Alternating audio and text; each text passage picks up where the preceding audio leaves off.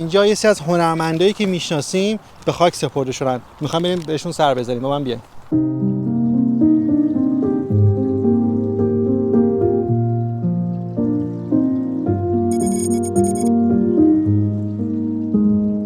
خب الان اومدیم توی یکی از قبرستون‌های شهر لس آنجلس. اینجا یه قبرستون نداره مثلا مثل تهران میگیم به این ذره. چند تا قبرستون هستش. من اینجوری که آمار گرفتم چند از هنرمندامون اینجا هستش. همین الان دارم میبینم. چند تاشونو بیان که جلوتر بهتون نشون بدم. قاسم گلی عزیز، نه حالا کیا میشناسنش، یکی از کمدین‌های معروف قدیمی ایرانی که سری از ویدیوهاش خیلی وقتا وایرال میشد، تو میما استفاده میکردن بچه‌ها و خیلی جالبه. نیا کنی نوشته برای من گریه نکن، من خنده‌های تو را به قیمت عمرم خریدم. قاسم گلی. و جالب نگاه کنید اینجا هم پرچم امریکا هستش و اینجا پرچم شیر و خورشید. درستش کنیم مشخص بشه. روح شاد قاسم گلی عزیز. You remember life'amو کردی ویرون. هنرمند دیگه که وقتی از همون دور میورم گیتارش به چشم اومد ویگن عزیزه. خیلی سنگ قبر متفاوتی داره. روح شاد. اینجا نوشته آوازخوان، من همان آوازخوان مردم پاکم هنوز، گرچه مشهور جهان خانی مرا خاکم هنوز. قصه ها دارم از آن شب‌های شیرین شما، قصه ها از ظلمت روزهای غمگین شما، قصه صدها رفیق بی‌ریای میکده، گاه باهوش و گهی از پا افتاده میزده. این منم تنها رفیق آشنای هر زمان، هر که بودم هر که هستم با تو هستم بیگمان. اینجا نوشته شده سلطان موزیک پاپ ایران و یه جوری باید بگیم سلطان موزیک جاز ایران. یادش گرامی. اینجا همینجا که میبینید نوشته شده ویگن دردریان. خودش و خانومش اینجا خاک شدن سال 2003. دقیقاً میشه 20 سال پیش. سلطان جاز لقبی است که خود مردم به من دادن. شما فکر میکنید که یه هنرمند لقب بهتری هم میتونه داشته باشه؟ جالب اینه که این قبرها به هم خیلی نزدیکن. بعد از ویگن عزیز ما جهانو داریم، خواننده‌ای که میتونم میگن تو جوانی از بین ما رفتش، ستاره حنجره طلایی موزیک ایران. روی سنگ قبرش نوشته شده بر اثر سکته قلبی چشم از دنیا فرو بست، یادش گرامی. جهان عزیزم سال 2010 از بین ما رفتش.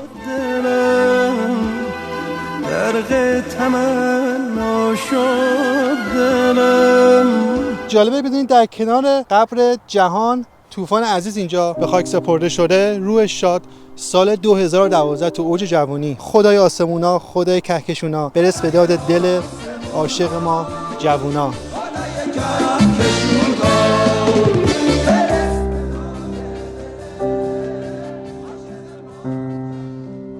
و جمشید علیمرد عزیز با آهنگ معروف رفتم کو شکار آهو. روح شاد. میخوام برم کو شکار آهو.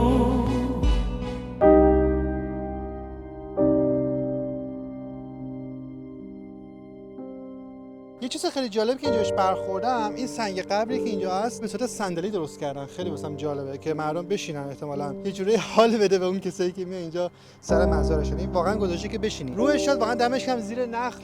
این سایه به این خوبی یه کاری کرده که میشینی خستگی در کنی. اینش خیلی حرکتش جالب بود به نظر.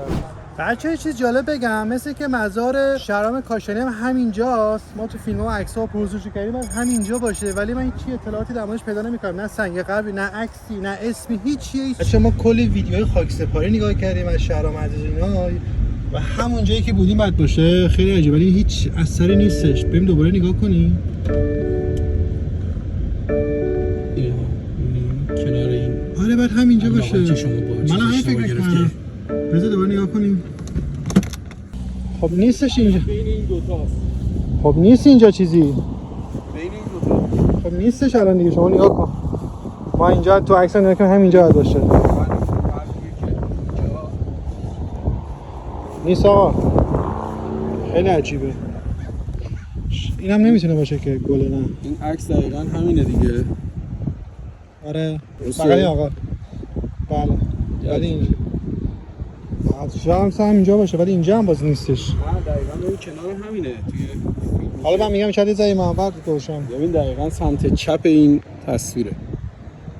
چه عجیب. بچه‌ها ما اومدیم آفیس، اسم شهرام کاشانی رو دادیم. بعد یه نفر گفتش که دنبال اون میاد بهمون نشون میده. گفت هیچ علامتی نداره. شما ماشین میریم دنبالش تا بهمون نشون بده.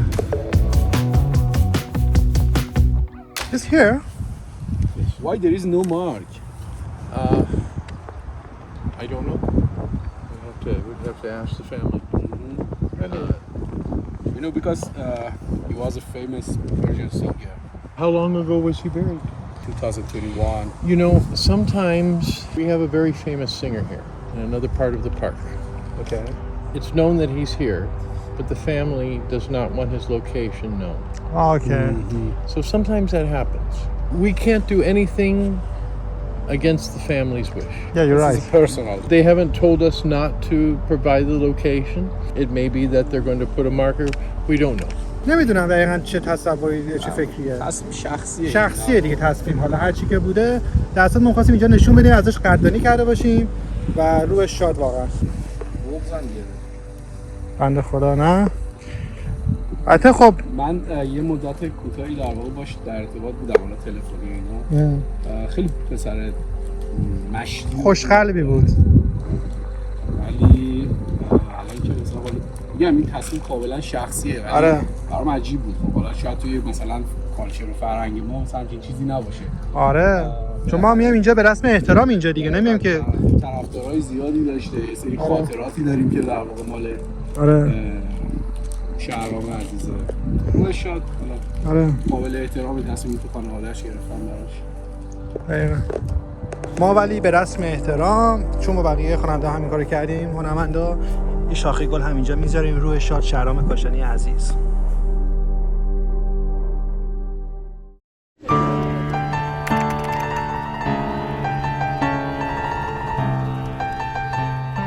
ما اومدیم سر خاک هایده مسی، بعد اینجا در سکیوریتی وایساده بود، میگفتش که مراسم خاکسپاری داستان نمیتونیم بریم تو. هم کنترات کلا اون قبرستون رو گرفته بودن فعلا، شاید امروز اصلا نشه، ببینیم کی دیگه دوباره میتونیم بریم. عجب داستانیه. قبرستون هم یعنی کنتراتی برمی‌دارن، نظام سرمایه‌داری اینا. پولی که داشته باشی اینه دیگه. همین داستان سخت.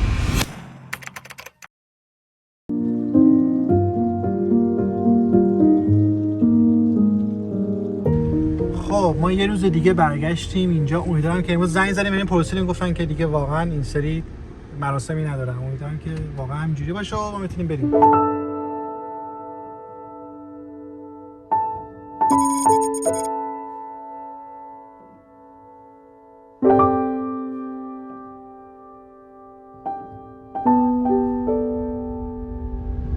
خب یه هفته گذشت از اون داستانی که رفتیم قبرستون دیگه. اینجا هم که دیدین چند بار اومدیم همش به داستان خوردیم، دو سه بارش واقعا چیز بود. اینجا مراسم بود، اجازه نمیدن چون قبرستون خیلی کوچیکیه و بالاخره امروز تونستم که بیام اینجا بریم قبر هایده عزیز رو نشون بدم. مامان بیا.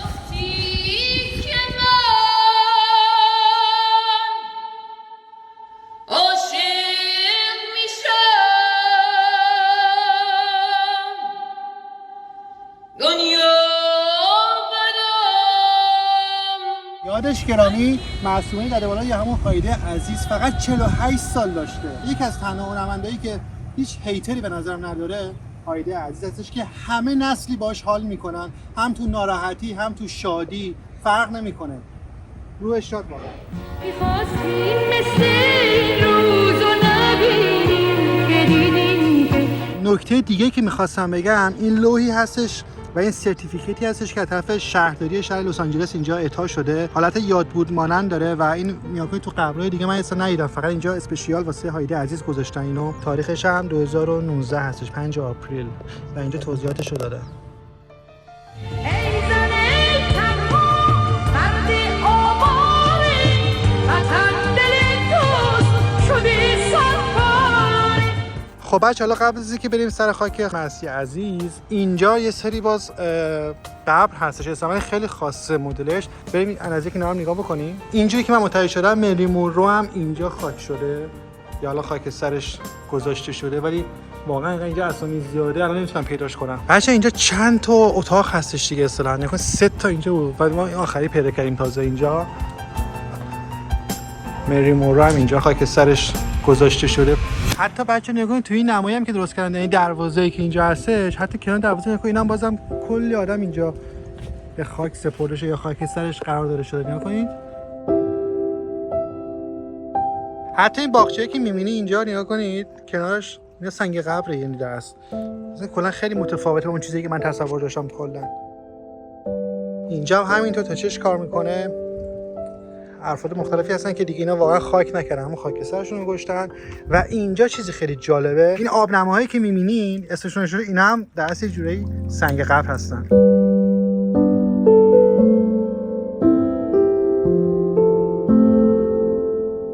اینجا هم خیلی جالبه، نگاه کنین قبر رو خیلی اینجوری باز دیواری گذاشتن این سبک. اینجا یه چیز خصوصی هستش، نمیدونم واسه کی هستش، خارجیه ولی واسه خودش جایگاه خصوصی درست کرده دیگه. هر چقدر پول بدی آش می‌خوری دیگه.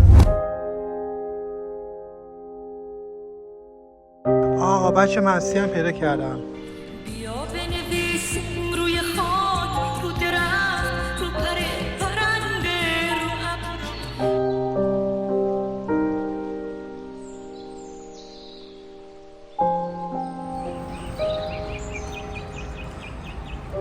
ابر. مسی عزیز 16 نوامبر 1946 تولد و جون 25 2007 وفات.